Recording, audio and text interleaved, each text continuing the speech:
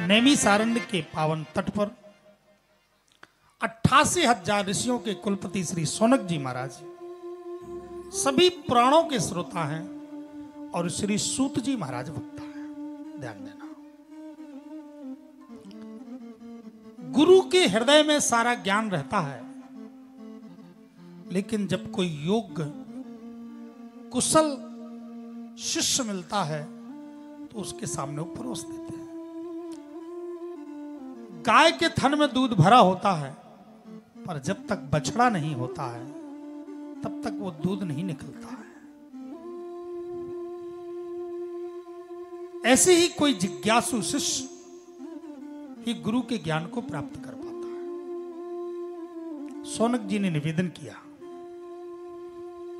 अज्ञान ध्वांत विध्वंस, हाथ जोड़ करके, हे गुरुदेव, अज्ञान ध्वांत विध्वंस कोटि सूर समप्रभा सूताख्या ही कथा सारम मम कर्ण रसायनम। अज्ञान ध्वांत विध्वंस कोटि सूर समप्रभा कथामृत रसास्वाद कुशल शौनको ब्रवीत। हे गुरुदेव, आपके अंदर अज्ञान रूपी अंधकार को नष्ट करने के लिए करोड़ों करोड़ों सूर्य के समान ज्ञान का प्रकाश है। कुछ संतों के मन में कुछ जिज्ञासाएं हैं, कृपा करके इसका समाधान कर दें। और यही 6 प्रश्न ही भागवत का मूल सिद्धांत है, मूल आधार है। जिसने इस प्रश्नों को समझ लिया वही भागवत को समझ सकता है। भागवत केवल प्रसंग नहीं, केवल हम इतना जान ले कि भागवत केवल माखन चोरी है, केवल चीर हरण है, केवल महाराज है। भागवत केवल ये नहीं है। भागवत क्या है, ये जब तक हम मूल आधार को नहीं समझेंगे तब तक समझ नहीं आएगी। सौनक जी ने कहा, गुरुदेव, 6 प्रश्न हैं अलग अलग संतों के। पहला प्रश्न, पुंसाम एकांततः श्रेयः तन्नहा संसृतुमर्हसि। पुंसाम मतलब मनुष्याणाम, श्रेय माने कल्याण। मनुष्य का कल्याण किसमें है, पहला प्रश्न। समझ में आ गया? मनुष्य का कल्याण किसमें है, पहला प्रश्न। और दूसरा प्रश्न है गुरुदेव की शास्त्र बहुत हैं, अगर कोई रोज दिन भर शास्त्र ही शास्त्र पढ़े फिर भी 100 साल की उम्र में भी पूरे शास्त्र नहीं पढ़ सकता। उम्र कम है, 100 साल जी ले, बहुत बड़ी बात है। उसमें भी अनेक अनेक काम धाम होते हैं। तो शास्त्र का सार क्या है, कृपा करके सार बता दो। तीसरा प्रश्न है कि परमात्मा जब इतने सामर्थ्यशाली हैं कि उनकी इच्छा मात्र से ही सृजन पालन संहार हो जाता है, तो इस धरती पर क्यों आते हैं? मनुष्य जैसी लीला क्यों करते हैं? जंगल जंगल घूमते हैं, गैया चराते हैं, क्यों आते हैं? चौथा प्रश्न है कि अगर आते हैं तो कौन कौन से रूप धारण करते हैं? 5वां प्रश्न है कि धर्म की परिभाषा क्या है?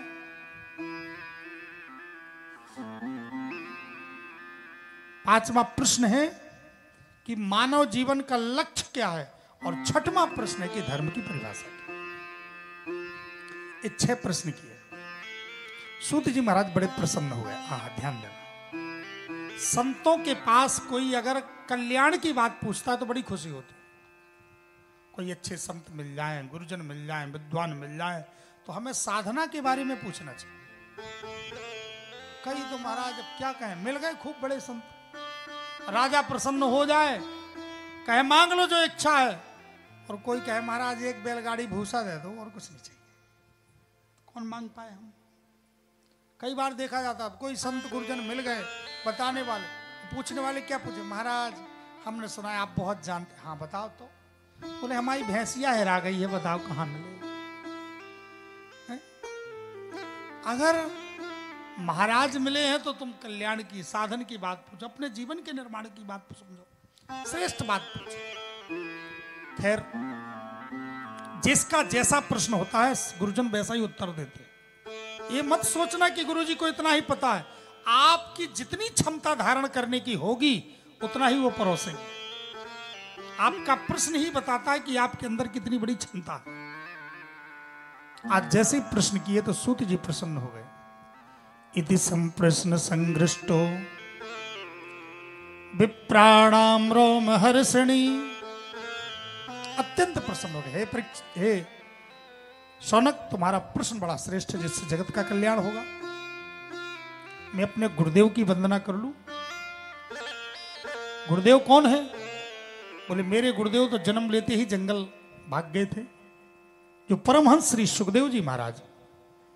यम प्रव्रजंत मनुपेतमपेत कृत्यम द्वयपायनो विरह कातर आजुहावा पुत्रेति तन्मयतया तरवोभिनेदुः तम सर्वभूत हृदयम मुनिमानतोस्मि। गुरुदेव के चरणों में प्रणाम करके और सूत जी ने अब प्रारंभ किया। ध्यान देना, एक गुरु के मुख की विगलित वाणी है। सूत जी ने कहा, हे शौनक, मनुष्य के कल्याण के लिए सबसे सरल और सबसे श्रेष्ठ साधन है भगवान की भक्ति। वैसे तो कई रास्ते हैं जाने के लिए, किसी शहर को जाने के कई रास्ते होते हैं, पर एक राजमार्ग होता है सबसे अच्छा रास्ता। ऐसे ही ज्ञान का पंथ है, और ज्ञान के पंथ कृपाण की धारा। थोड़ी सावधानी हटी की दुर्घटना घटी। कर्म का पंथ है, और उस पंथ में बड़ी सावधानियां हैं। योग का पंथ है, और योग में भी अनेक सावधानी। पर भक्ति का जो पंथ है, रास्ता, वो सबसे सरल है, सबसे सुगम। केवल समर्पित हो जाए और उसको और कुछ नहीं करना होता, वही प्राप्त कर लेता है, कल्याण हो जाए। भक्ति मार्ग सबसे सरल मार्ग है, लेकिन भक्ति में थोड़ा सावधानी की आवश्यकता है। सबई पुंसाम परो धर्म यतो भक्तिर्यदोक्षजे अहेतुक्याम प्रतिहता जयात्मा संप्रसीदति। सबसे श्रेष्ठ साधन है भक्ति। बोले भक्ति क्या है महाराज?